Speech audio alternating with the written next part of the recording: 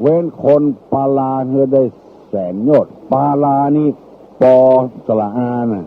ลาตัวนี้นี่เป็นลอลิงสละอาถ้าว่าเป็นกำไทยก็พาลาแปลว่าคนพาลคนพาลเนี่ยคนพาลนี่คือคนที่เสาะหาเรื่องก็ใส่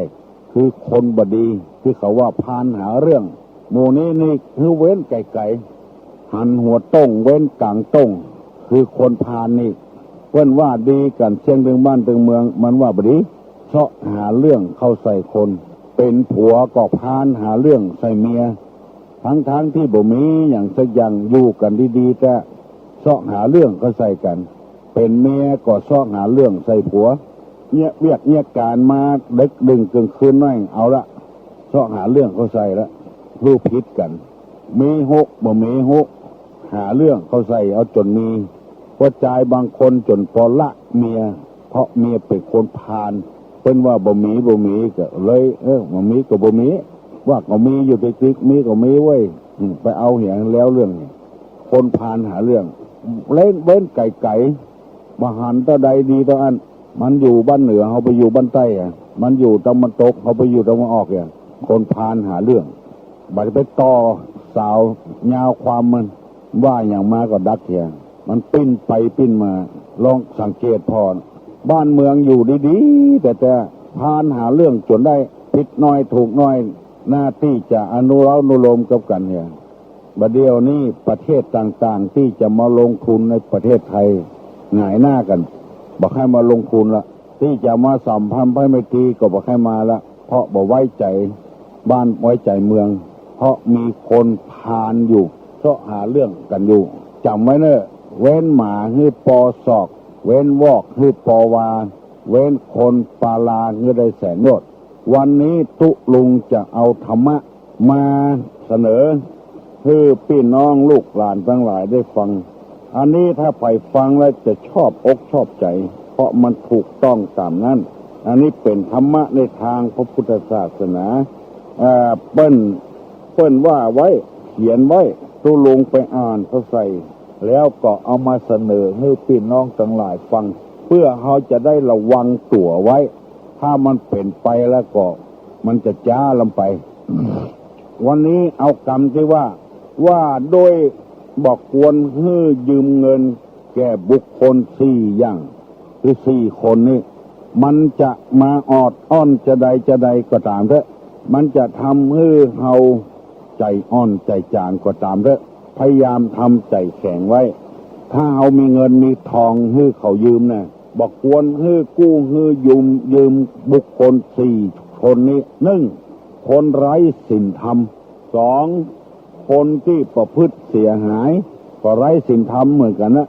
3คนขี้เกียจคร้าน4คนที่ทำกรรมหยาบช้า4คนนี้จะไปฮื้อมันยืมถ้าฮื้อก็ฮื้ออย่าเลยบ่ต้องฮื้อยืมกองทุนเงินล้านที่อยู่ในหมู่บ้านขอฮื้อจำไว้เนอะถ้าบุคคล4คนนี้มายืม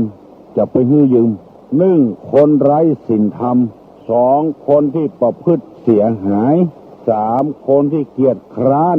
4คนที่ทำกรรมหยาบช้าแล้วกรรมเดียวตุลุงจะขอเมตตาเวลาอธิบาย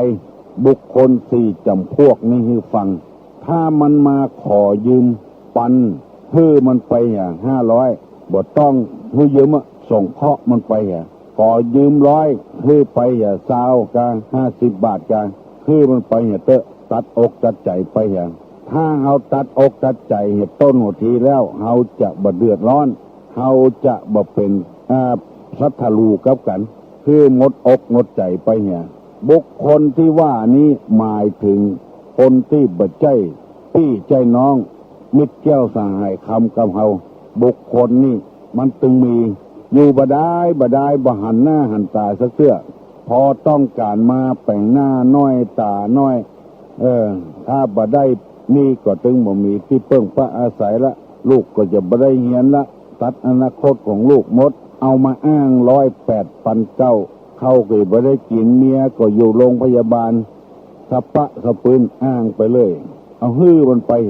อย่าไปฮื้อมันยืมถ้ายืมแล้วมันจะเป็น สัทธลูกันแล้วเขาก็เป็นบาปในใจคนไร้ศีลธรรมนี่สังเกตพอเถอะอันยังปะหน้าปะตามันเอาหมดบ่มีมนุษยธรรมศีลห้าข้อนี่บ่เหลือสักข้อเอาหมดเบียดเบียนสิ่งสารสัตว์ฆ่าสัตว์ตัดชีวิตอย่างน้อยๆก็เอาไก่ไปจนกันเนี่ยฮือเปิ้นเจ็บโอยถ้าไก่การมาก็เนี่ยฮือไก่พกคอไก่ก็มีเคยได้ยินมาแล้วหมูเนี่ยไร้ศีลไร้ธรรมด่าพ่อได้ด่าแม่ได้เล่าขวัญพี่น้องของตัวได้บ่ถูกบ่โล่งกันอย่างอี้ชื่อว่าคนบ่มีศีลบ่มีธรรมไร้ศีลธรรมลูกในท้องในไส้ก็บ่พอบ่กอยบ่เข้าวัดบ่เข้าวานยังบ่พอกินเหล้าเมายาเหี่ยวไม่ย่าไม่ยิงเล่นการพนันเหี่ยวเมื่อคืนหมู่นี้ไร้ศีลธรรมหมดมีเต้าใดก็จะไปฮื้อมันยืมว่ายังมีเมตตาธรรมอยู่ก็ฮื้อมันไปอันนี้ฮ้องกันว่าคนไร้ศีลธรรมนี่จะไปฮื้อยืมชะตางจำไว้ภัยก็ตามเถอะที่ตู้ลงนำมาเสนอนี่บ่ใช่เฮ็ดตัดพี่ตัดน้องตัดเพื่อนตัดสูงบ่ใช่เฮาจะบ่ได้เสียใจบางทีไปวัดไปวาก็บ่ได้ไปละได้ยินข่าวว่ามันไปเฮาเป็นเจ้าหนี้แต่ไปบ่ได้ก็ขี้ค้านหันเมื่อหัวทีนี่อู้เป็นอย่างเมื่อลูนมานี่อู้เป็นอย่างเพื่อจะไปปล่อยไปลามตัวกันบ่ไปละขี้ค้านหันมันยืมแล้วมันมาซ้ายเฮาบางทีหูข่าวเจ้าหนี้ไปเฮาก็บ่ได้ไปละเฮาเป็นลูกหนี้เปิ้นไปซ้ายเปิ้นการม่วนการงานก็เป็นบ่ม่วนบ่งานไปเหี่ยอันนี้คนไร้ศีลธรรมกำเดียวตู้ลุงจะนำมาถามสองคนที่ประพฤติเสียหายขายของพ่อของแม่แล้วบ่มีเงินก็ล่นไปยืมของเปิ้นอันนี้ประพฤติเสียหายมีประวัติเคยถูกคอกถูกขังเคยหนีออกจากบ้านจากจองเจ้าบ้านเจ้าจองบ่พอใจอันนี้เรียกว่าประพฤติเสียหายตั้งกายก็เสียหายตั้งปากก็เสียหายจิตใจก็ต่ำทรามอันนี้จะไปฮื้อยืมเงินยืมแล้วบ่ได้คืนจะอย่างใดก็ตามจะทำสัญญาอย่างใดก็ตามฟ้องมันก็บ่รู้จะฟ้องเอาหยังเอาไปติดคอกเหี่ยก็ทรมานเหี่ยบ่ได้ตัดไฟเหี่ยต้นลมเอาฮื้อมันบ่ได้ไปเหี่ยสามคนขี้คร้านคนขี้คร้านคือคนจังใดบอดต้องถามก็ตึงหูกันประตกประเสียงตะวันบ่เกิงฟ้ายังบ่ลุกเพื่อล่าบ่ล่าด่าเหี่ยวตัวเก่าเปิ้นลูกเจ้ามันลูกฝ่ายให้เหี่ยวเมื่อเจ้าที่ค้านลูกบ่ลูกก็บ่ได้จะเหี่ยวใส่ที่นอนด่าเหี่ยวตัวเก่าเหี่ยววอกเหี่ยวจันหมาจะลูกฝ่ายบ่ได้แกล้งว่าเหี่ยวแกล้งมันขี้เมื่อเจ้าก็ด่าขี้อันเนี้ยคือคนขี้คร้านเปิ้นลูกกันโปตกประเชียงและตัวยังบ่ลูกเพื่อขี้ค้านซักผ้าซักกวดแก้อยู่ในหม้อให้ได้เป็น3 วัน 4 วันละบ่ซักฮอดเดียวถ้วยจอนอย่างก็แก้แล้วว่าหั่นบ่ล้างห่อเฮือนเดือนดาวอย่างสะปะสะปื้นบ่เจ็ดบ่ถูบ่กวาดบ่เพี้ยวเนี่ยการก็เอาเปรียบเปิ้นบกสวนได้3 กรัม 4 กรัมก็ย่างคนอย่างอี้นี่จะไปฮื้อยืมสตางค์บ่มีโอกาสที่จะเอามาใช้เฮาละก็มีวิธีเดียวนะถ้าเมตตาผ่าลมก็เอาฮื้อไปเหี่ยจะไปฮื้อเต็มร้อย30ฮื้อไปเหี่ยถ้าว่าบ่พอก็บ่ฮื้อฮู้ว่าเฮามีเขาก็ถึงฮู้ละเฮาจะว่าบ่มีนี่จะไปว่าบ่มีสตางค์ฮื้อยืมมีสตางค์ไว้กินไว้จ่ายนะ1คนไร้ศีลธรรม2ประพฤติเสียหาย3คนขี้ค้าน4คนที่ทำการหยาบช้าคนบ่ละเอียดคนหยาบคายหยาบช้าคนเจนี้คือคนเจใดคือคนที่บ่มีวันพูกบ่มีวันฮือมีวันนี้ตอนได้กินเหี่ยก็พอใจละอันนี้คือคนหยาบคนช้า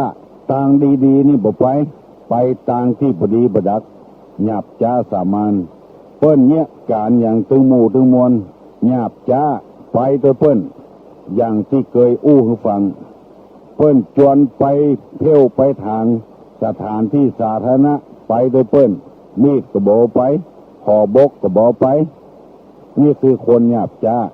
แอวไปนั่งอู้คนนั้นน้อยคนนี้น้อยเพิ่นกำลังแยกการจุเพิ่นอู้การก็เลยบัดแล้วเสื้อขอบอกคนเทียนเนอไปช่วยกันแฝงเคลื่อนน้ำไปโดยเพิ่นบ่มีขบกวกไปวกมาเอี่ยวอู้คนนั้นน้อยคนนี้น้อยเพิ่นแยกการอยู่ไปจวนเพิ่นอู้เสียการเสียงานลักษณะนี้เพิ่นห้องคนหยาบจ้าพี่น้องทั้งหลายที่เล่ามานี้ เพื่อให้คนเขาได้เตรียมตัวที่มีเงินแล้วจะไปให้คนอื่นกู้บ่ให้กู้ก็บ่ดีแล้วคนที่กล้าเงินก็นักแก่อยู่เนิ่น120 บาทมีคนมาเล่าให้ฟังคนต่างประเทศเอาเงินมาให้คนต่างบ้านกู้100เสียดอกเบี้ย50 บาทก็มันก็น่าเอาเหมือนกันนะแต่ว่ามันเอานักลงไปมันไม่ใช่เสียกำเดียวยืมเงิน100มาเก็บวัน10 บาทเก็บอยู่20 วัน10 บาท10 บาทเงิน100เก็บวัน10 บาท10 บาทเก็บอยู่20 วันถ้า10 วันมันก็ได้ตื่นคืนละ20 วันมันได้กำไร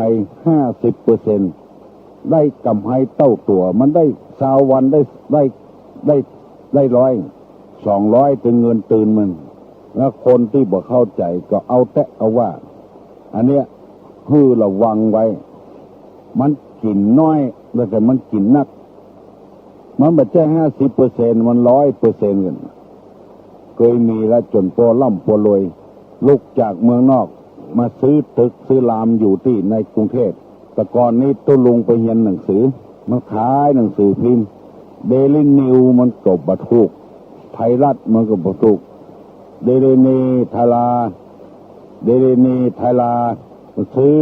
เขาก็ว่าโอ้ลูกเมืองนอกเมืองนามาขายหนังสือพิมพ์เดี๋ยวมันไปพอใจพอสอจะได้เขาเล่าให้ตู้ฟังว่าโอ้แต่ก่อนเขายังหนุ่มอยู่นอกของห้องทุปี้บ่ฮู้มันออกเงินกู้ตัวนั้นยืม100ใช้200ตึงดอกเบี้ยเล่าอย่างเงี้ยเอาเงินให้ยืม100เก็บ20 วันละ10 บาท10 บาท10 บาทอันนี้มันกินเลิกกินเด็กเขาบ่ฮู้เรื่องนายทุนบางคนก็ให้เกินไปบ่หันใจเอาที่บ้านไปการันตียึดบ้านเอาสวนไปการันตียึดสวนเพราะว่าเฮาบ่ได้ศึกษาเล่าเรียนเฮาเป็นคนยากคนจนเป็นอย่างเล่าให้ฟังว่าบ่ใช่มีกะละกันนี้กะละเดียวนาตีตะฝั่งก่อนก็มีนาจิ้นส้มนาไส้อั่วนาจิ้นทอดคือหมายความว่าจะได้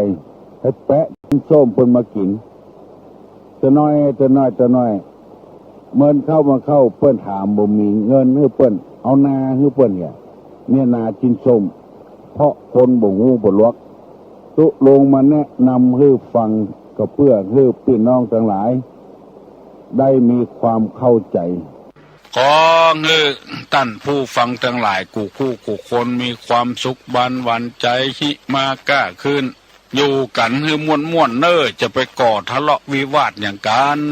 วันนี้ถ้าเอาดีวันพุธก็จะดีกันต่อไปชุมชนจะได้เข้มแข็งขึ้นตั้งอกตั้งใจรับปอนสัปปีติโยวิวัชชันตุสัพพะโรโควินัสสตุมาเตภวะตวนตะราโยสุขีตีคายุกุภวะอภิวาทนะสีดิสะนิจังวุธาปัจจายิโนจัตตาโลธรรมาวัฏันติอายุวันโนสุขังปลัง